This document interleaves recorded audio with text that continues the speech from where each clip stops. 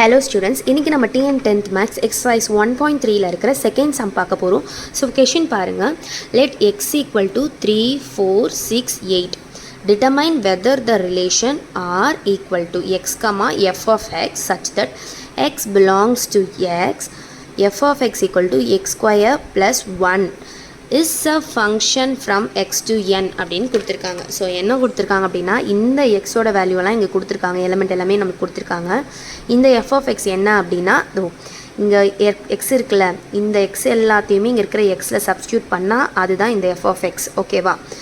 அப்புறமா is a function from X to N. X வந்து இது, என் வந்து நேச்சுரல் நம்பர்ஸ், அதாவது இந்த சைடு எக்ஸில் இருந்து இந்த பக்கம் கனெக்ட் பண்ணுறது எல்லாமே நேச்சுரல் நம்பர்ஸ்க்கு கனெக்ட் ஆகுதா அப்படின்னு கொடுத்துருக்காங்க. இது ஒரு ஃபங்க்ஷனா அப்படின்னு கேட்டிருக்காங்க. ஓகே, வாங்க சம்முக்குள்ளே போகலாம்.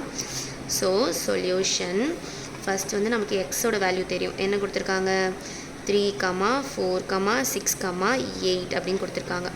ஸோ எஃப் ஆஃப் எக்ஸ்னால் என்னன்னு சொல்லியிருக்காங்க? எக்ஸ் ஸ்கொயர் ப்ளஸ் 1 அப்படின்னு கொடுத்துருக்காங்க. ஓகேவா? இப்போது எக்ஸோட வேல்யூ வந்து 3 இருந்துச்சு அப்படின்னா என்ன வரும்? F of X equal to 3 square plus 1 equal to 3 square என்ன நமக்கு இங்கே போடுற 9 ப்ளஸ் 1 ஈக்குவல் டு 10. ஓகேவா? அடுத்தது எக்ஸ் ஈக்குவல் டு 4, இங்கே இருக்கிறத வேல்யூ மட்டும் தான் நம்ம சப்ஸ்டியூட் பண்ணோம். அப்போ எக்ஸ் ஈக்குவல் டு 4 கொடுத்தா எஃப் ஆஃப் எக்ஸ் 4 இருந்துச்சுன்னா என்ன வரும்? 4 ஸ்கொயர் ப்ளஸ் 1 ஈக்குவல் டு, அப்போது 16 ப்ளஸ் 1 ஈக்குவல் டு 17. அடுத்தது x equal to 6, அப்போ f of 6 equal to 6 square plus 1, 36 plus 1 equal to 37. அடுத்தது நமக்கு x equal to 8னா f of 8 என்ன வரும் நமக்கு? 8 square plus 1, 8 square என்ன வரும்? 64 plus 1 equal to 65. ஓகேவா? இப்போ நம்ம வந்து எஃப் ஆஃப் எக்ஸோட வேல்யூ எல்லாமே கண்டுபிடிச்சாச்சு. அடுத்தது இவங்க என்ன கேட்டிருக்காங்க அப்படின்னா is a relation from X to N அப்படின்னு கேட்டிருக்காங்க. ஸோ நான் என்ன பண்ணுறேன் அப்படின்னா எக்ஸோட வேல்யூலாம் என்னது? 3, 4, 6, 8. ஓகேவா? அடுத்தது எஃப் ஆஃப் எக்ஸ்லாம் வந்து இப்போ நேச்சுரல் நம்பர்ஸாக இருக்குதுன்னு வச்சுக்கோங்களேன்.